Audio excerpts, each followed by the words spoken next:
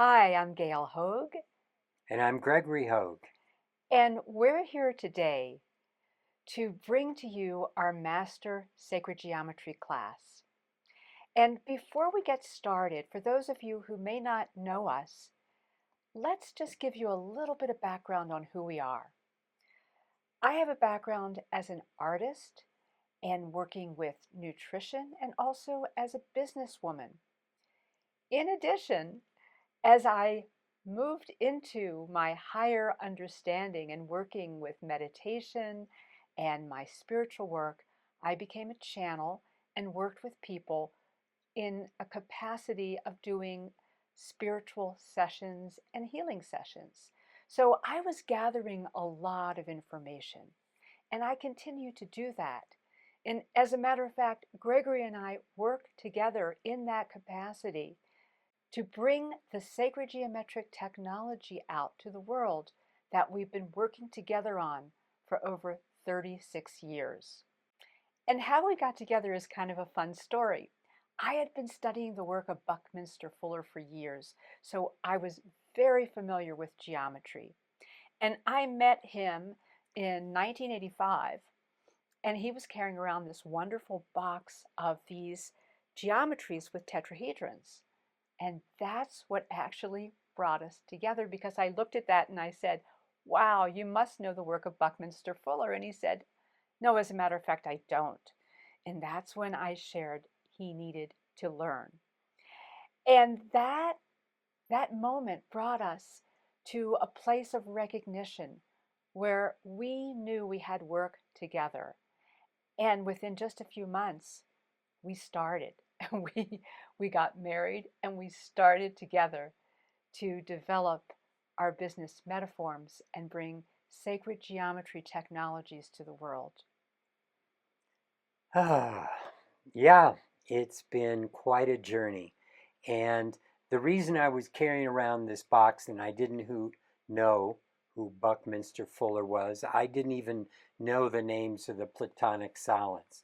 You see, I had gone through something in the late 70s and starting in 1980, it really came on strong, something called Kundalini, which is a Hindi term referring to the way energy flows up from the earth in through your body. And what it does is it literally opens all the channels up to higher connection. So I had gone through a tremendous amount of very intense energy because of a pyramid that I had built in the 70s that cost over 50,000 to build, even though it was only 10 feet high, because of the quality and the size of the crystals that were inside. The energy that it moved was tremendous, and it broke open the energy in my body. And so I started connecting to higher dimensional beings and understanding. And so I was building what they were showing me. And that's the box I was carrying around that I shared with Gail. And I didn't know some of these had names. I didn't know what I was building. I was simply rediscovering the way energy works in this dimension. And that energy of the Kundalini was coming through so strongly that it was literally burning holes in my feet from walking on the earth. And to me, partially that was exciting because I always thought subtle energy was subtle, meaning it took a lot to feel it. And now I was seeing the energy could be so strong that it could literally shift one's body, and my body was being shifted. And that's when we came together and started doing this work where we started bringing through tools that can shift people's bodies. It can shift their emotions, their mental constructs. It can help in so many ways. And I think that's what we really want to share during this master class is what are those aspects of creation that we can share with you, the way everything in this reality relates. And it's those relationships that we can see in the natural world that will give us feedback on how we can create those relationships in our lives and start to move into a space where more and more consciousness is coming through us, and that helps us in where we are today with our emotional body, with being able to see things and understand things.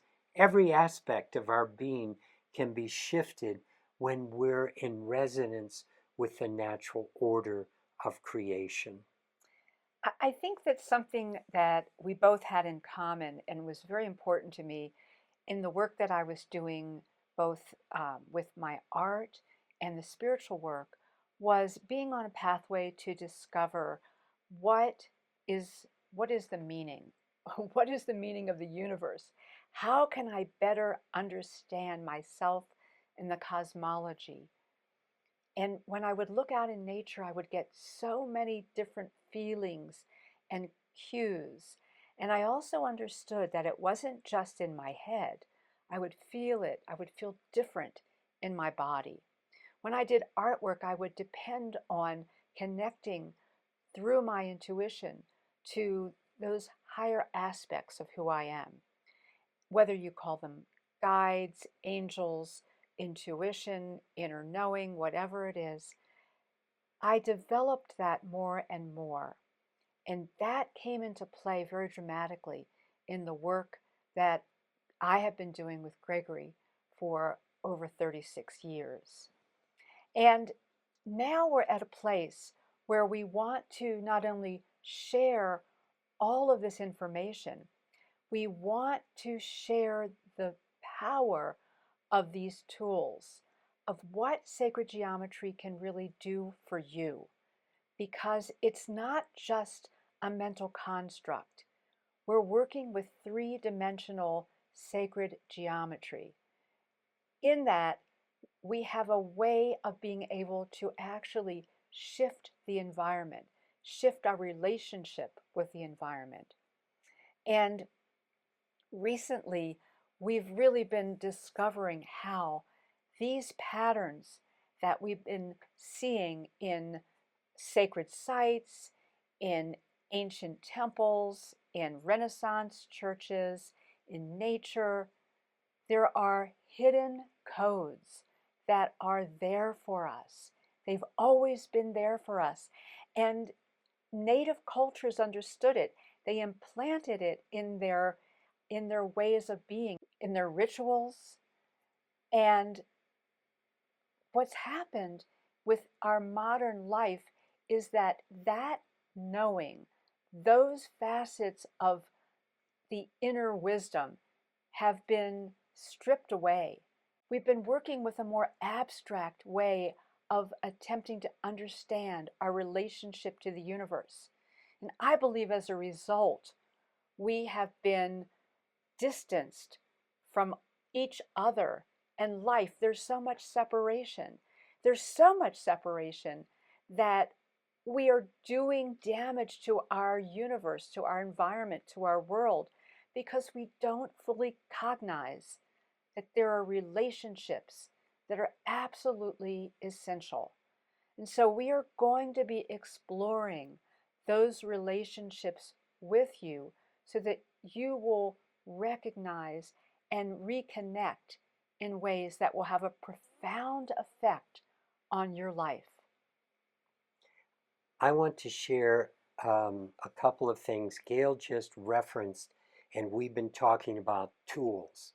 And so when we work with sacred geometry, like some of these forms behind us and things that we wear, we call them tools.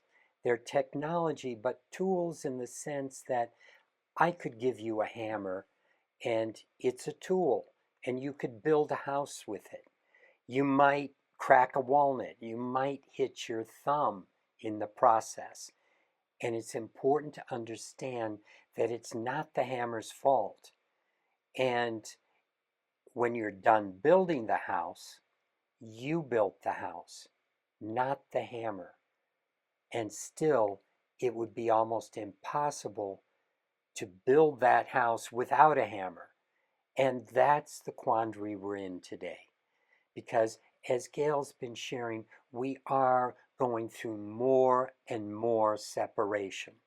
And a lot of this is because of the technologies that are going on around us. Everywhere we look in this world today, there's more and more technology that is doing the work for us, and in some cases, creating separation. And so before I start showing you some slides and pictures and talking more today, I want to reference something that someone asked in one of our earlier sessions. They ask, does the metric system have the same type of connections that what we're seeing with miles and inches and feet and some of the archaic measures? And you see, it doesn't. And that's part of the reason that we've started this path of separation. You see, the metric system came about in the late 1700s. It was first instituted because things were such a mess as far as there being anything standardized as far as weights and measures. So people had a terrible time buying this from someone over here and then down the street. It weighs a different amount. It has different measures connected to it. So that's why the metric system came about. And the two gentlemen who decided on giving it a definite length, the measure of the meter that is, they measured the distance from the pole to the equator and took 1/10,000,000th of that, and that became the meter. So it is connected to the earth, but it doesn't resonate with that. It's almost like it's an invention. And that's what the metric system is. It's an invention that was created in order to standardize weights and measures. It doesn't really connect with anything other than being 1/10,000,000th. And then they break everything down into tenths, and that makes it easier to go from measure in tenths to weights in tenths, in grams and fractions. And yet it's all self-referencing. It doesn't relate to the way the earth was created, the way the sun was created. That's where you're going to see where miles comes in. That's a sacred measure that we'll talk more about, and the way that relates to the things going on with degrees and so forth. In the metric system, they even tried to make the circle 100 degrees, and it didn't work. It got too strange. They tried to make time into 100-hour days and 100 minutes per hour. Everything they tried to break into tenths, and that totally broke apart and didn't work, because that's a base 60 that does work with natural rhythms. So that's what we're talking about, where here around 1800, the pathway started to bring us into a measuring system that separated us from the way things really exist. And it became like a separation from our own connection to source, our own connection to the way everything works and is. And that's really what is at the core of what we're bringing out here, to rediscover our connections to source, our connections to each other, our connections, our relationships to all of the celestial bodies, to this earth, to the animal kingdom, the plant kingdom, the mineral kingdom. When we are in resonance with that, our relationships bring about a whole nother quality of life and honoring that life. And we believe that we're in a very special time right now. We're in a time of transformation where we're really lifting away from some of the old patterns that we've been associating with. We're working to be able to go beyond some of these constructs and instead honor honor the very essence of life and build based on that. And so we will be getting into this master class, sharing with you information that will assist you in understanding these patterns, recognizing these relationships, helping you to be able to connect to your higher knowing. And with that, you will be able to see things differently. Now, another thing that we're doing is, as you can see in the background, we have all kinds of sacred geometric forms that we're working with. And in 3 dimensions, they have an energetic component that's very powerful. And there are many people who are seeing our broadcasts who feel that energy, who feel the resonance. And so I would like to suggest that you just open yourself to that so that it's not just going to go in and be up in your head, but find its place into all aspects of who you are, in your body, your mind, your emotions, your spiritual centers, and also your higher dimensional self. So to help you to ground all of that, we're going to start out first with a little guided meditation. We're going to show some of our geometries moving. I'm going to lead you through a short process, and that will help you ground this, relax, and prepare for absorbing a lot of information. And then after that, we will get into a wonderful slideshow that Gregory's created that will get more specific. He'll really impart a lot of knowledge. And if there's a point where you need to take a little break and, digest what you've heard, please do that and come back and rejoin so you can complete the rest of the program. I think that'll work very, very well for you.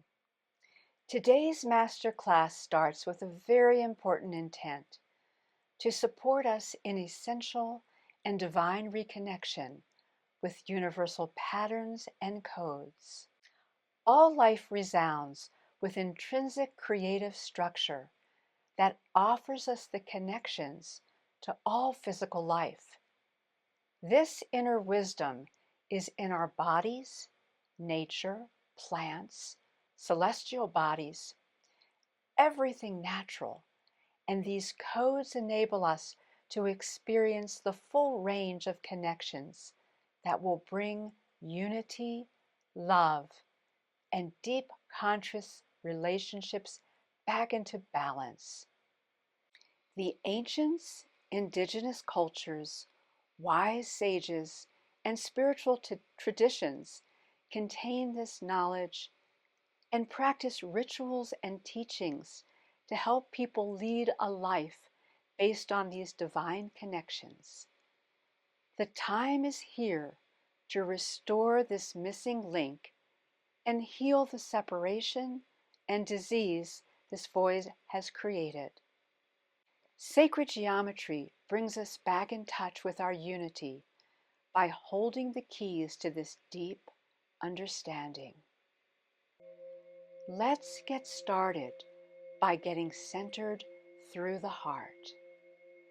By relaxing and expanding your heart center, you will receive the essence and wisdom of this lesson that goes beyond the mental realm, inviting your higher knowing to participate. Take a few gentle breaths. And as you focus on your heart center, just relax and enjoy the feelings and images that you will see. We are in an extraordinary time of transformation that offers the ability to refresh our lives with knowledge, to align with our true nature. Take another cleansing breath. Open your awareness to what it feels like to know that every aspect of life is connected in divine pattern, resonance, cycle, and higher awareness. These connections have eternally been here for us. There is no separation at the higher levels. Imagine living in a world where you and others live in the spirit of divine love and compassion for the good of all. How does your heart feel? Is your body open to allowing this? Do you sense how this awareness can bring peace to your life? Take another deep breath.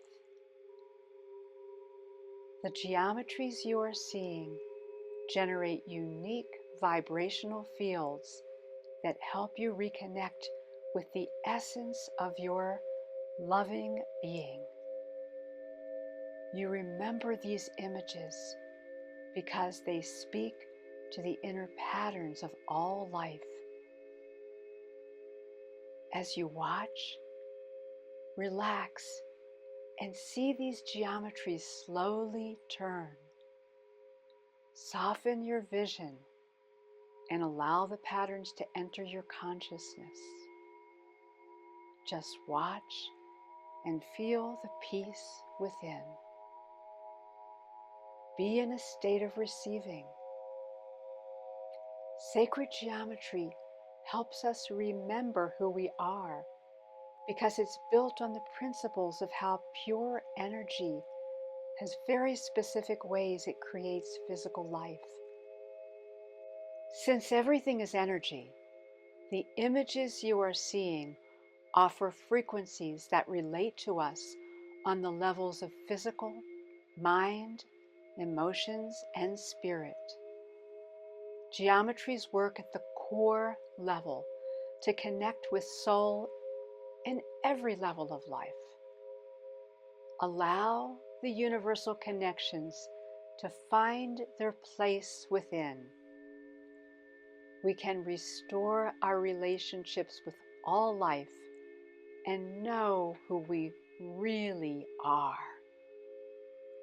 Take a few slow, deep breaths. Feel your body relax as you breathe. Release any tension you may notice in your neck and shoulders, in your back and lower body. Continue to breathe and allow your breath to bring a peaceful state to any areas of your body that feel tight. Let go of any constriction. Take another slow, deep breath. Allow your mind and body to feel the alignment. As this is organically happening, you become more at ease. Open your heart to receive the energies. You are allowing the energy to work deeply within you. The universe is an amazing, abundant, and loving system, engaging you in new relationships. Take another breath and connect with your higher self, soul, and become aware of what this loving universe is offering you. Open your heart and mind to embrace the deep connection you have to the universe and all souls on this planet.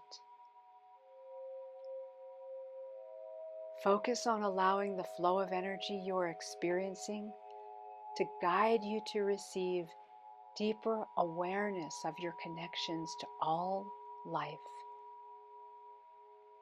Trust your intuition, inner voice, and inner vision to open your connections. You are expanding your consciousness and access to higher senses. Feel your divine relationship being strengthened. Notice how satisfying and good it feels. There is nothing to do. Just allow and trust your divine self. Take a deep cleansing breath as we complete this meditation. Start drawing your awareness back to you. Recognize how you are feeling now and any insights you have experienced. Begin to gently move your shoulders, fingers, hips, feet, any parts of you ready to reawaken. The energy of this alignment will continue to support you as we move into the next segment of the sacred geometry lesson, as your heart, mind, body, and spirit collaborate to enjoy the upcoming information. Oh, thank you. That was lovely. Thank you. So, it's important to be open in order to take this information in, not just with your mind, but with your heart and your feelings. So you really have an understanding of how incredibly vast the universe is, and that we can bring it into relationship with our own being and be part of that bigger picture when we're in resonance with it. So I would like to jump into the slideshow right now and understand that I will go maybe a little faster in some places where you might already have seen some of the information. So let's be as clear and succinct as we can. The most important thing to understand is that source, the creation of everything, it resonates with this reality, and it does so through geometry, through form, through different aspects of creation. And that's what sacred geometry is all about. It's working with the number and measure. And when I say number, it's like I explained before, it's more than just quantities, 1, 2, 3, but what are the qualities? What are the essences of what that number brings to bear in the way the universe works? And numbers have not only qualities, they even have genders. And it's important to see those in the way everything fits together and works. And then we can understand the patterns that were shown in nature and the cycles that it moves through. Time itself follows geometric patterns and is reflected in the different geometries of form. And so by working with all these different aspects of creation, this is what is known as sacred geometry. It's our entire space-time continuum. That means everything that exists can be understood through sacred geometric principles. And the way energy flows in the universe is through these principles. And they create patterns of life that unfolds around us everywhere. So just to open our eyes and start looking at the patterns that exist within flowers, within what animals and insects build, what we see with particular shells and every aspect of creation. It's moving us through and understanding that there are numbers and patterns that we can relate to and that relate to source energy. And this is a universal language that is consistent. And what I mean by that is if you were to go literally to the other side of the universe and meet a civilization, you could start communicating with that civilization using number 1, 2, 3 and the patterns created by these numbers, because we can find it throughout the galaxies, throughout the universe, the same patterns, the same unfolding of numbers, and the same spirals of creation that move through every aspect of our life. So, noticing what's going on all the way from the level of atoms, molecules, and even DNA follows very strict, exact patterns of creation, all the way up to planets, suns, and galaxies. And when we start bringing those patterns into our lives, into our consciousness, we can create the tools that I was talking to you about by working with things like measure and seeing that that's a harmonic of time and that's a harmonic of space. So in this case, I've worked with the measure of the diameter of the moon in miles. Doesn't work in kilometers, it only works in miles. A sacred number that existed long before we discovered miles, because the moon's been around for many billions of years. But its diameter is 2,160.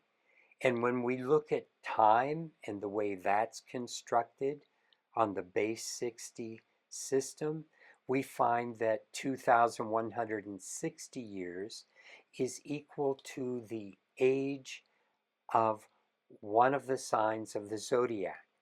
So that right now we've just moved into Aquarius, and that's going to be with us for another 2,150 some years, depending on when you believe we just moved into that age. But the cube of space, which is the geometry, the degrees you find around the outside of a cube, they add up to 2,160. So what we're seeing here is that everything in the universe starts connecting through resonance. Yeah, and let's talk about resonance for a minute, because these numbers that Gregory is showing you are not coincidental.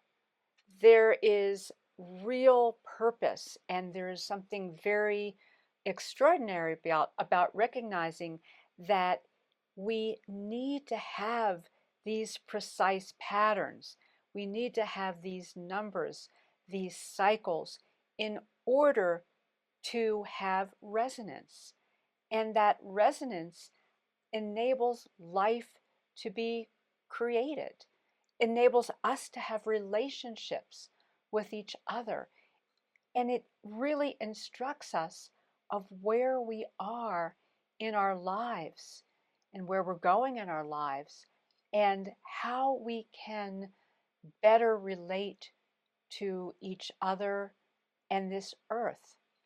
I really believe that um, the um, the difficulty that some people have with understanding how we're impacting the earth is because there is something that they have not really embodied that keeps them on target with realizing that their lack of resonance impacts everything around them. And so coming back to understanding this and constructing our world based on achieving resonance gives us the essential keys to be able to transform our lives into a better place. And resonance is what allows energy to flow. Because we've talked a lot about everything being energy. Literally, what's physical matter is only 0.0000050, That's how little physical matter there actually is. The majority of everything is energy. And the only way that energy can flow, and that's what it's all about. If you don't have the flow of energy, you have nothing. You have homeostasis. You have everything start to die. That's entropy. But when energy flows, things can build, things can create. And the only way energy flows is through resonance. It flows through attraction. It flows in a way through our bodies when we're resonant with the aspects of energy that created us. And when we're caught up in fear, and when we're caught up in denial, and we're caught up even in some of the things that go in our heads, we disconnect from that flow.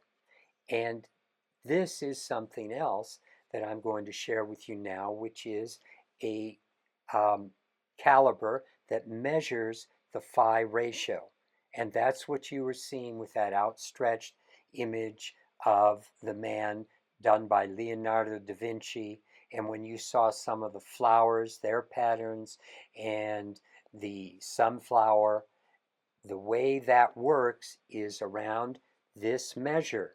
And to show you that when I measure my first middle digit on my hand, the tip of the finger is in a phi ratio relationship to the end of my finger. And if I measure the whole finger, it's in a phi ratio relationship to my hand.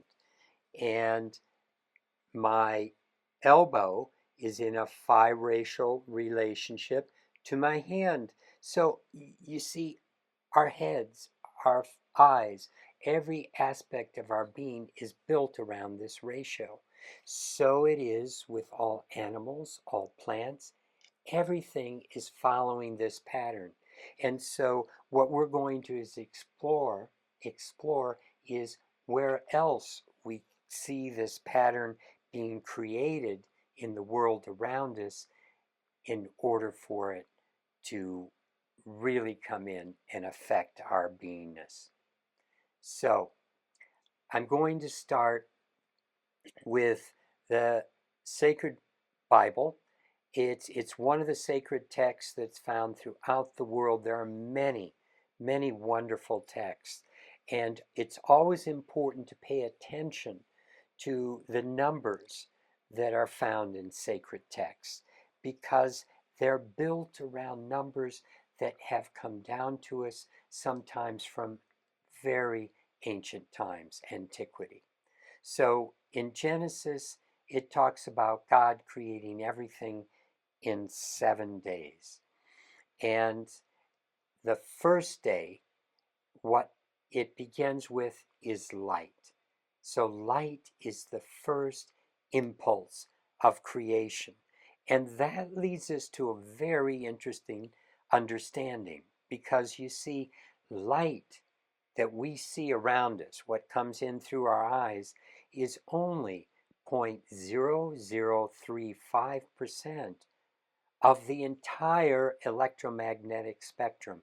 And that's the spectrum that holds all the energy that we recognize. But it goes all the way from radio waves to gamma waves, passing through that small section we call light.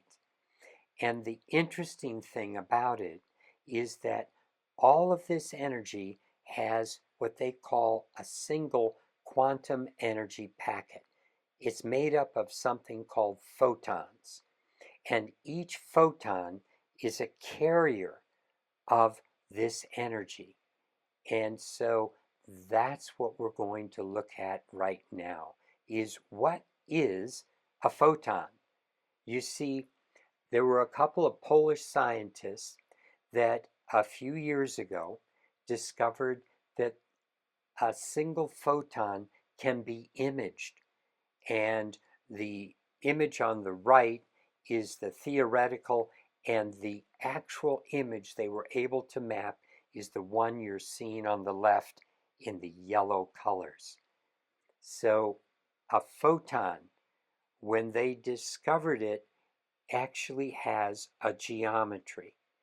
And that's what we're bringing to the table now, to share with you that that photon that was discovered has the shape of a star tetrahedron. This is the foundation particle of the universe. It's what fractalizes out into everything else as far as creation. So the star tetrahedron, the photon, if you look at it, it has 8 points. And each one of these points has 3 equilateral triangles. So if we add up the number of degrees in each triangle as 180, and that times 3 gives us 540 times the 8 points, we have 4,320 degrees. Now, that photon is produced in the sun. And the curious thing is, the sun has a radius of 432,000 miles. So you see that number of a photon is resonant with the radius of the sun that created it. And the speed of that photon, if you take 432 and square it, you get a number that is very close to Einstein's figure of 186,282 miles per second that photon moves through space. So by recognizing what is embedded in all of these formations, it's like being in an adventure, discovering, understanding the universe. And we see that the universe wants us to know, wants us to uncover these keys so that we can see where we fit in to all life. We can upgrade our consciousness to incorporate all of this magnificent knowledge that instead of separating us, which we've been in such a place of separation, it's bringing us back into unity. That's what's being made available to us. So, working with this incredible relationship, what we find is that the star tetrahedron, that photon, is literally the source for everything in creation. Here I'm talking about it fractalizing. A fractal is an image that just keeps expanding out, shifting, but comes back into the same rhythm again and again. And light is capable of fractalizing into everything that we see around us. So it's the source of all creation. Here is an image of a geometry that we create called the cosmic egg, and it is the fractal progression of all 5 of the Platonic solids. When you get to the very outside shape, you have an icosahedron, and that fits back into the inner shape of the octahedron. So this is an infinite progression. It just keeps going on and on, like a good fractal is supposed to do, and coming back into its center from the outside again and again. So this is the progression into matter that I want to share with you right now. And that is when you take a single point, geometry considers that actually invisible, a point. It doesn't have any dimensions. But when you take it into 2 points, like you double that, you then have a line. So first comes the point, then comes the line between 2 points. When you add a third element, you have a plane, and the first geometry, a triangle. And when you add a fourth element, added into the first 3, it fits right into that little dimple in the middle. You see the first step into 3D matter.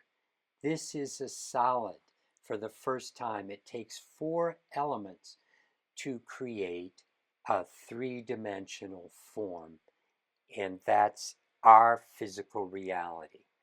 The others are mental constructs, the line, the point, and the plane. So, the tetrahedron is the prime solid that comes into matter, and Bucky called it the lowest common denominator of universe. He actually talked about it. If you look at the spheres that are inside of that tetrahedron, he talked about that being the closest packing of spheres. The universe is always very careful about how it uses its energy. And so that first shape is bringing those spheres together in a way that you can't get them closer than that. And it's very elegant and beautiful in its geometry. Now, one thing interesting about the tetrahedron is if you take that little pyramid and you drop it, it's going to always fall on a base and always have a point going up. So you're always going to have a point opposite a base. Well, bases, flat planes absorb energy. The energy radiates off of points. So what this means is a tetrahedron is incredibly polarized. It always has energy flowing through it in the same way. So the universe loves balance, and a tetrahedron, the first element that's created, the first Platonic solid, is known as fire, and it would literally burn you if you tried to work with that energy all the time because it's so unbalanced. But what you're seeing to the right of that tetrahedron is a place where it starts to come into balance. That is, when you add 4 more spheres into the dimples of the tetrahedron, what you're doing is you're creating the star tetrahedron. And that's the quantum of energy that we know of as the photon. So you see, a photon is balanced energy, a star tetrahedron is balanced energy, but you have to move into that second tetrahedron pointing up in order to create balance. So, working with the star tetrahedron, something very interesting about it, as you can see what I'm holding here, in front of my blue shirt doesn't work. Each point where this star crosses over itself is kind of a resistance point.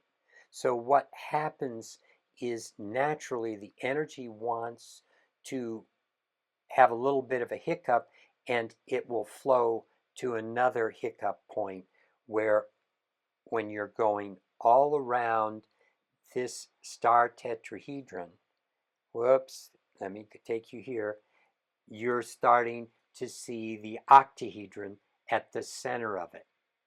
And to the right, when I connect the outside points of the tetrahedron, I get a cube.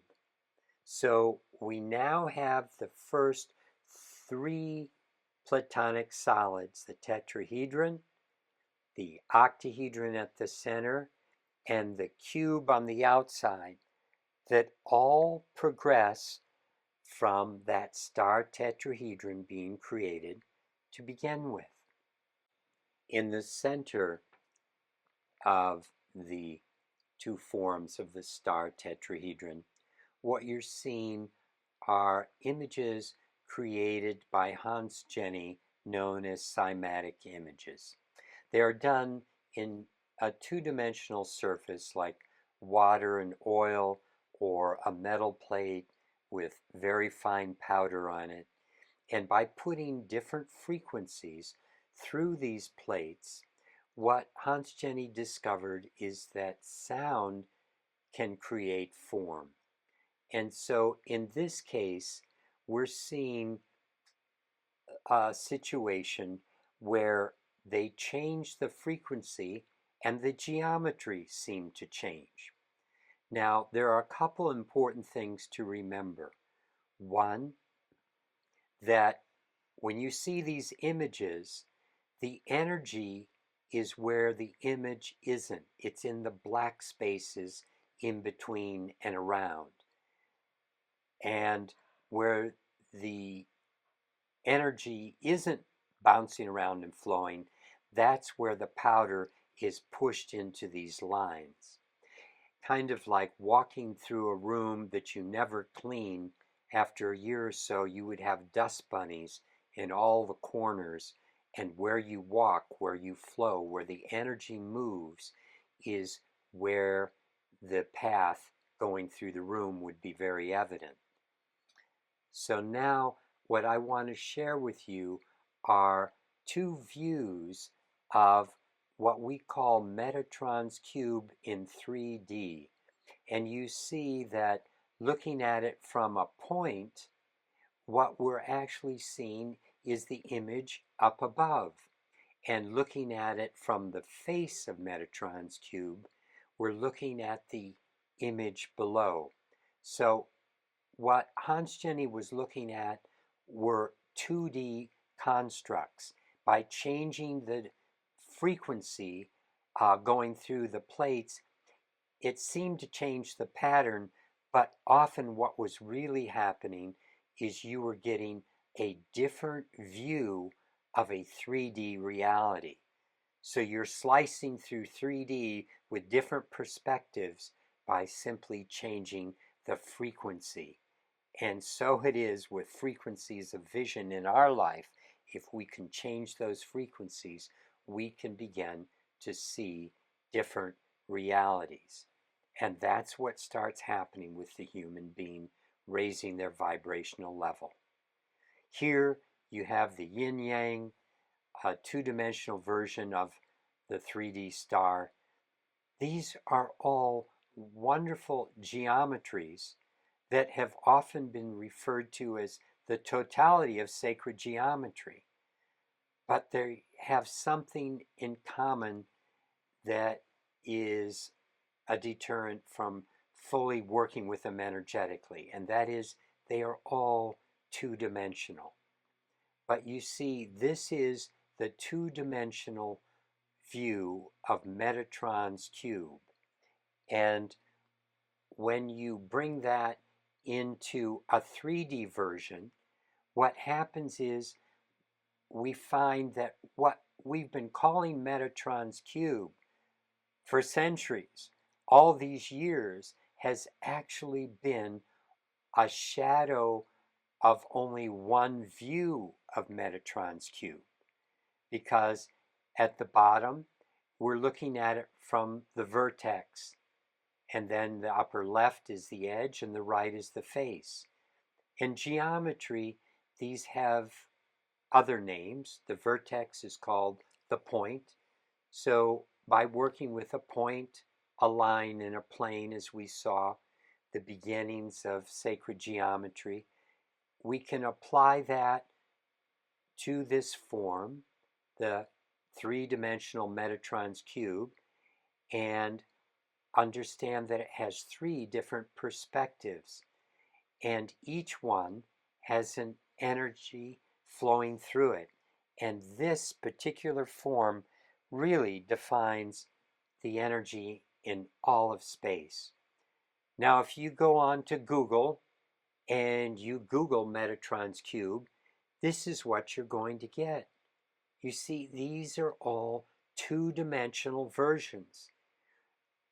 Hidden in plain sight, we have many of sacred geometry's deepest secrets, and this is one of them, that this form is actually three-dimensional. And when you have it three-dimensional, then you can work with it energetically, because in 2D, it doesn't really exist. And I'll explain that more in just a bit. So it's really time to rise above the 2D and discover that in 3D, in our reality, is where energy exists and can be found. It's a misconception that this form, called Metatron's cube, generates all the Platonic solids. And the reason that came about was that all the Platonic solids, as well as everything in space and time, it all fits within a six-sided hexagon, which has 720 degrees. So by looking at all the Platonic solids at the bottom, you can see they have been rearranged so that their perspective of this particular angle allows them to fit inside a hexagon. And because of that, someone made the conclusion that you find a hexagon in the drawing of Metatron's cube, therefore you can find all the Platonic solids in a hexagon, therefore it generates all the Platonic solids. That's not true. You need more than one perspective to generate a three-dimensional form. And we'll talk more about that. But the 720 degrees that you find in a six-sided form is interesting, because here again we're going to come back to the tetrahedron, which is our first step into 3D reality. And when you understand what this is giving us, here I'm calling it a she. Again, I mentioned in the beginning that numbers have genders. Well, even numbers are feminine in nature. So 4 is a feminine number that in this shape, it's giving birth to this reality. And the way she's measured, it's the measure of everything. So by taking each face, 180 degrees, multiplying that by 4, we get 720 again, just like in the hexagon, that's 720. And that's why the hexagon 6 is the source of all measure, all time, all space. It holds all of that. And we see how when it moves into the 3D reality, it has 6 points and it has 720 degrees. And so you add another 720 to that, you're going to get an octahedron. Add another 720 and you get a cube and the number of degrees in a cube. You add 720 one more time and you're going to get the number of degrees in a icosahedron. And when you add all of these degrees up in all of these different Platonic solids, what you get is a total that is equal to the number of miles in the Earth's diameter. Now, another important thing to understand about number is that every sacred number, if it's truly resonant with universal principles, it's going to reduce to 9. And what I mean by that, 720 is 7 plus 2 is 9. 1 plus 4 plus 4 is 9. 2 plus 1 plus 6 is 9. And so it is.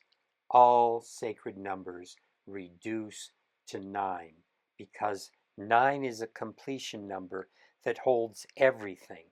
And we're going to understand how we can use that principle in some of the tools that we build later on. Now, when I said that the 7,920 miles was the diameter of the Earth, if you take an exact measurement around the equator, it's a little more than that, by 6 miles. And if you compare it to what's going on with the poles, it's going to be even less at the poles. That's because the Earth is spinning. And of course, something that spins is wider at the center, and that allows it to become stable.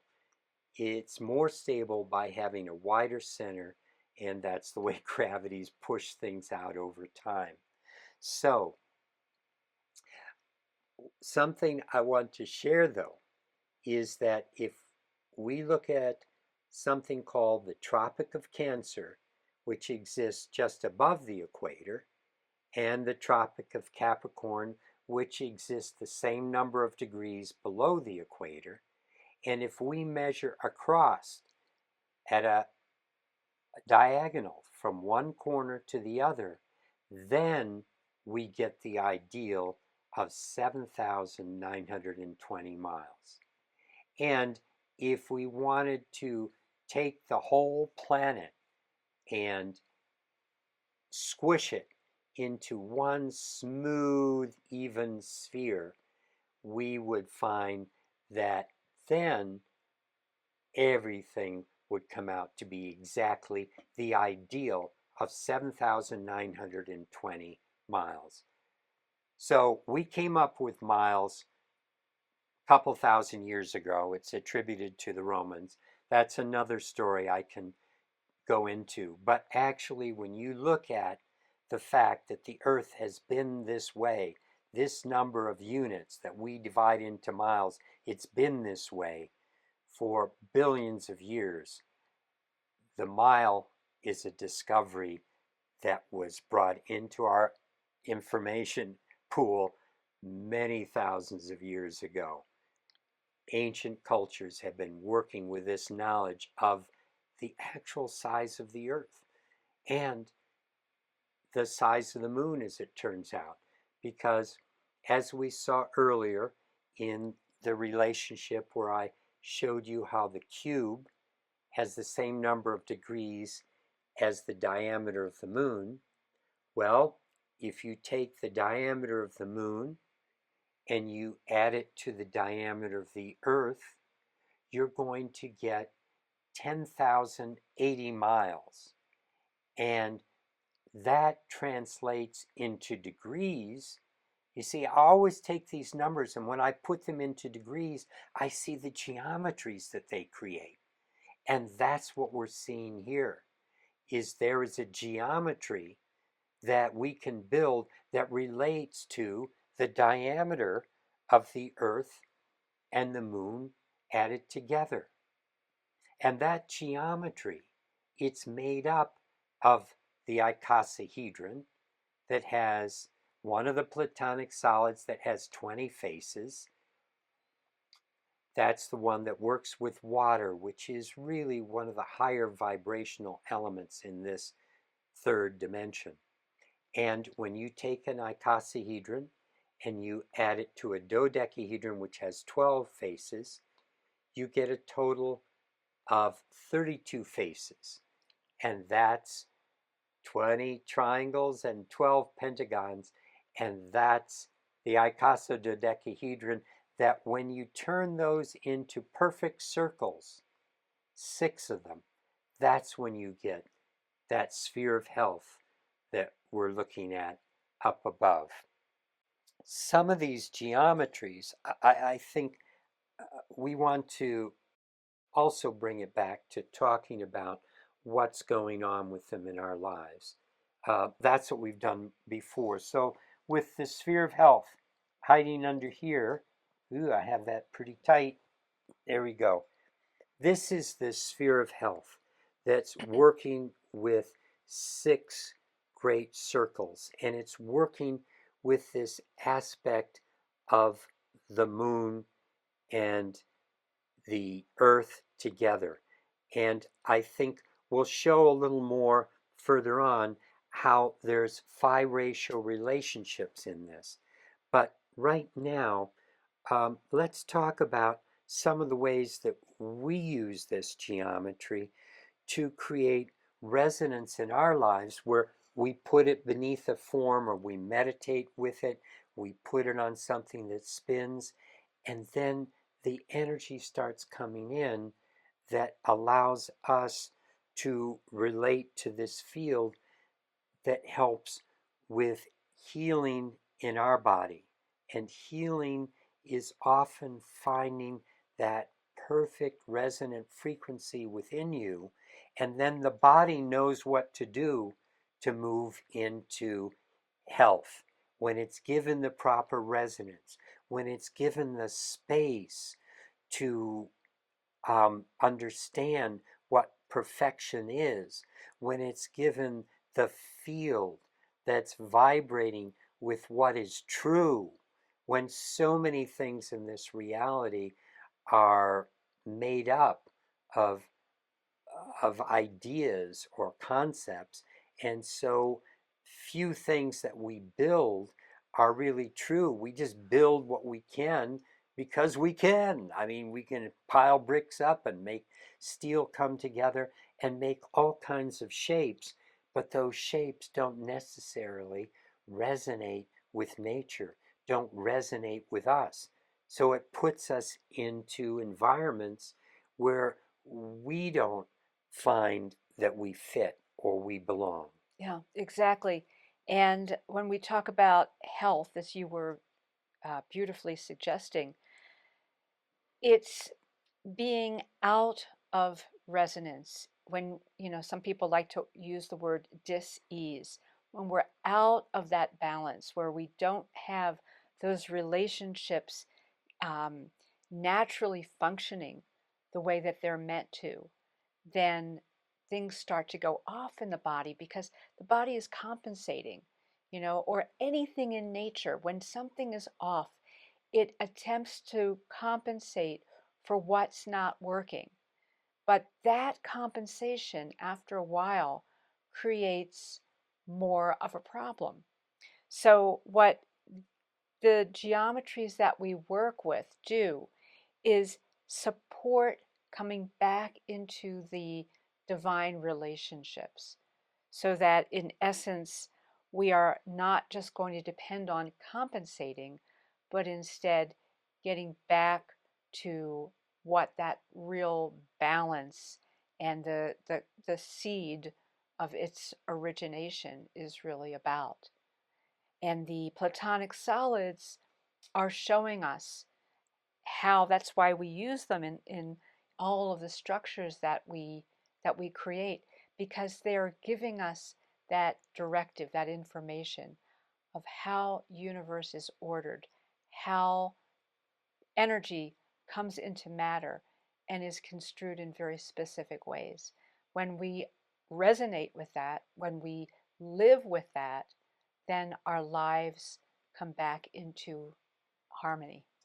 So, very practically, there have been people that have worked with this form underneath this other form called the 5G that we'll talk more about later.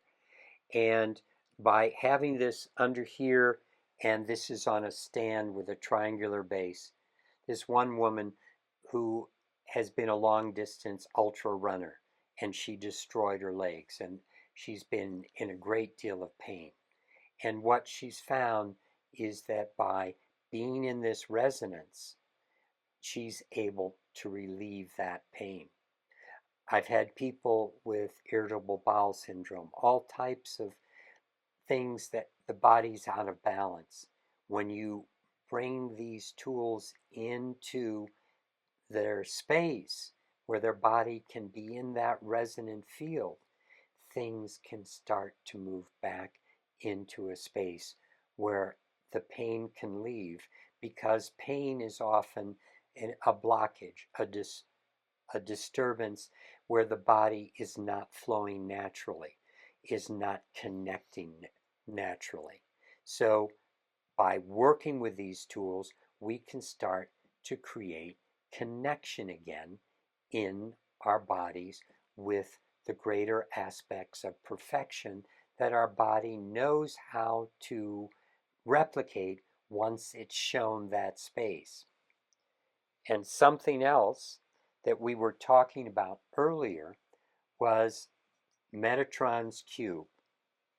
So this is the actual physical Metatron's cube that is one of our favorite geometries to start with, because it's very grounding. It helps to relate your physical body to the way the universe was constructed, because certain of these geometries, when you expand it out into universal proportions, you can see how galaxies follow the pattern of octahedrons, how our planet and other planets follow the pattern found in the star tetrahedron, how the cube of space is the way the universe orders itself as it goes out and fractalizes into infinity. And so by working with this geometry, we're starting to bring that greater understanding into a physical dimension. It's physically here. It's vibrating with us. Remember when I showed you the picture of Metatron's cube, which was just, maybe if I'm a little closer, um, just, this one perspective, but that we have to look at the other perspectives as well. When you only have one perspective on a piece of paper, you don't have any energy there. It doesn't really exist, because if you're reading the paper, it's existing in your mind. You turn the paper sideways and it disappears. It means it only exists in your head. And therefore, the energy that you're experiencing is what you're bringing to it with your own consciousness. And our bodies are very powerful, so consciousness can create. But by working with a physical form, that's going to be vibrating with the energies of creation, regardless of your awareness or not. If you had a book of sacred geometry and you closed it, you should be able to, if it's generating energy, put your hand over the book and feel the book vibrating. Well, it's not, because they don't have any energy. They are images, they are information. It's helping you understand something greater. But when you get into 3D, when you get into things that you can touch and feel, then you're getting into things that can touch and affect us. And that's what we're talking about with all of these. Yeah. I want to also speak to when we talk about working with these, um, because you look at something that you're not familiar with, and you go, well, how does it work? What does working with it means? Um, and so I'm going to make a couple of suggestions. One would be like, we will work with nutrition, and when we do that, what will we do?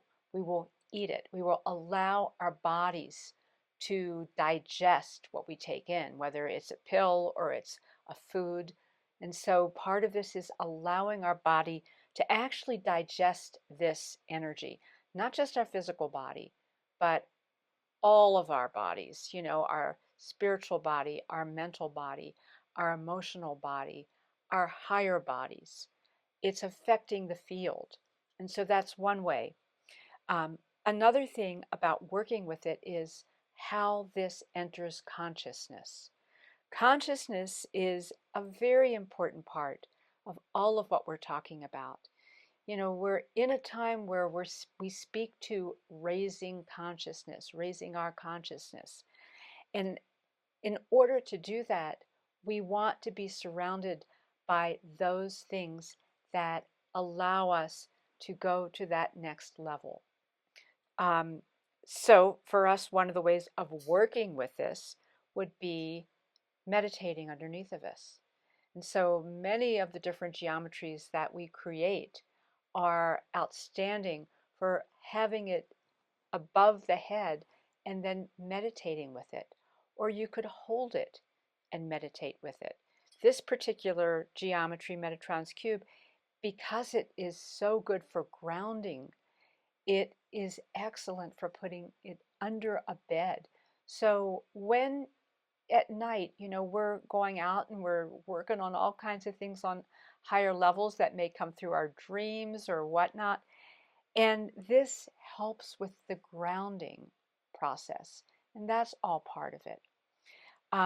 Even with geometries, when Gregory earlier was showing a form called the cosmic egg that has all of the different Platonic solids in it, one of the things I've always enjoyed doing is looking at it, moving it, looking, and just noticing what that does, how it feels, how it stimulates your inner knowing, your higher awareness, your consciousness.